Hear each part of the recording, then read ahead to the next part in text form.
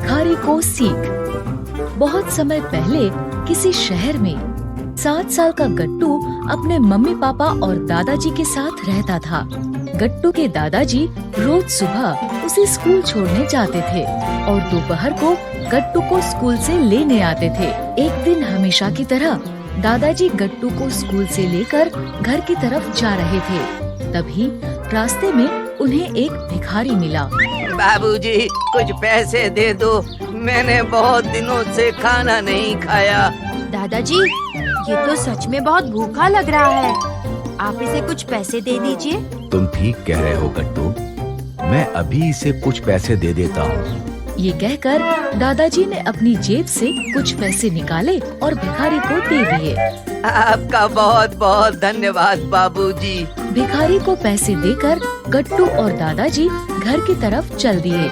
अगले दिन भी जब गट्टू और दादाजी स्कूल से लौट रहे थे तो वही भिखारी उन्हें फिर मिला और गट्टू के कहने पर दादाजी ने उसे कुछ पैसे दे दिए।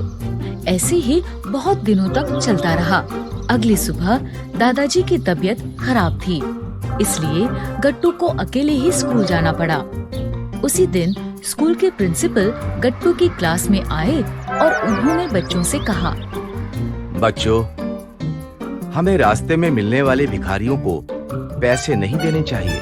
लेकिन प्रिंसिपल सर, अगर हम उसे पैसे नहीं देंगे तो वो खाना कैसे खाएंगे? तुम सही कह रहे हो गट्टू, लेकिन ऐसे रोज रोज भीख में मिले पैसों से खाना खाने से उसकी जिंदगी में कुछ बदलाव नहीं आएगा। तो सर, फिर हमें क्या करना चाहिए? किसी को रोज रोज भीख देने से अच्छा है कि उसे कुछ काम सिखा दिया जाए, जिससे वो अपनी मेहनत से पैसा कमा सके और फिर उस पैसे से खाना खा सके। प्रिंसिपल की बात सुनकर गट्टू समझ गया कि उसे भिखारी की मदद कैसे करनी है। स्कूल की छुट्टी होने पर वो जल्दी से स्कूल से बाहर आया और क्योंकि आज दादाजी की तबीयत खराब थी, इसलिए वो अकेला ही भिखारी के पास पहुंचा। छोटे बाबूजी, आज बड़े बाबूजी नहीं आए, अब मुझे खाने के लिए पैसे कौन देगा? तुम चिंता मत करो, आज मैं तुमको पैसे दूंगा। आप? हाँ, मैं। बस बदले में तुम्हें मेरा थोड़ा सा काम करना होगा। ठीक है।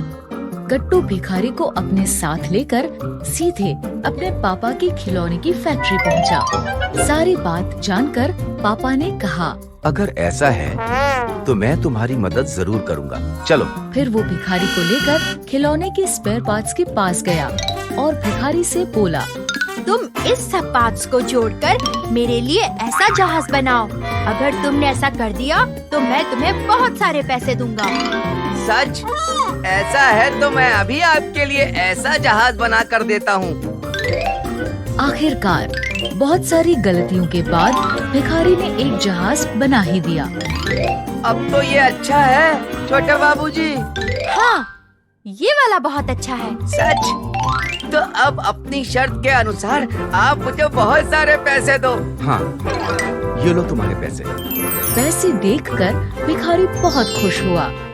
आपका बहुत बहुत धन्यवाद छोटे बाबूजी, आपने मुझे इतने सारे पैसे दिए। मैंने तुम्हें पैसे नहीं दिए, ये तो तुम्हारी मेहनत के पैसे हैं। क्या मतलब? मतलब ये कि तुमने मेरे लिए जो जहाज बनाया ये उसके पैसे हैं और अब तुम्हें खिलौने बनाने आ गए हैं, इसलिए अब तुम्हें भीख भी नहीं मांगनी पड़ेगी। अब तुम रोज यहाँ फैक्ट्री में आकर खिलौने बनाना और इसके बदले में पापा तुम्हें पैसे देंगे।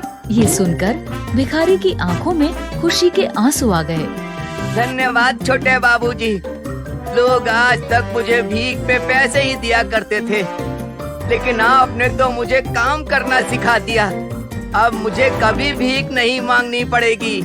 इस तरह गट्टू ने अपनी समझदारी से भिखारी की मदद कर उसे खिलौने बनाना सिखा दिया, जिसके बाद भिखारी मेहनत से कमाकर खाने लगा और फिर कभी उसे भीख नहीं मांगनी पड़ी। बाय।